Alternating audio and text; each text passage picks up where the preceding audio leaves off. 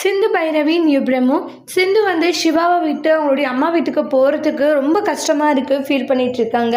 சிந்து சிவாவை விட்டு போகிறது உனக்கு அவ்வளோ கஷ்டமாக இருக்கான்றாங்க. பைரவி பாரு கொஞ்சம் கூட ஃபீலிங்கே இல்லாத இருக்கா அப்படின்ற மாதிரி சொல்கிறாங்க. ஐயோ அப்படியெல்லாம் ஒன்றும் இல்லாத எனக்கும் கஷ்டமாக தான் இருக்குது உங்களை விட்டுட்டு போகிறதுன்றாங்க. உங்களை காயத்ரி எல்லாரும் விட்டு போகிறதே மனசுக்கு ஒரு மாதிரி சங்கட்டமாக தான் இருக்குன்றாங்க. அப்படியாம்மா என்ன அதை அப்படியாம்மான்னு கேட்குறீங்கன்றாங்க. இல்லை எனக்கும் தெரியும் பைரவி, ஏன்னா இங்கே எல்லாரையும் எந்த அளவுக்கு நேசிக்கிறேன்ட்டு அதெல்லாம் எனக்கு ஒரு சொல்லே விரும்பல சரியான்றாங்க. நீ அதெல்லாம் நினச்சி ஃபீல் பண்ண வேண்டான்றாங்க. சரிங்க அத்தன்றாங்க. அதுக்கப்புறம் சரி நான் போயிட்டு வரேன்ற மாதிரி சொல்லுவாங்க.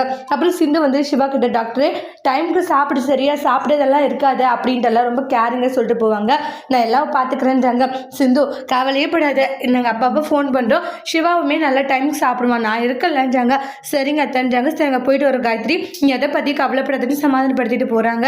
இதெல்லாம் பார்த்த மகா இருந்துட்டு போடி போ, அவ்வளோதான், நீ ஒட்டு மொத்த மாதிரி போக வேண்டியதா, திரும்பவும் இந்த வீட்டுக்கு நீங்கள் 2 பேரும் அக்கா தங்கச்சிங்க வரவே மாட்டீங்கடி அப்படின்னு மகா பிளான் பண்ணிட்டு இருக்காங்க.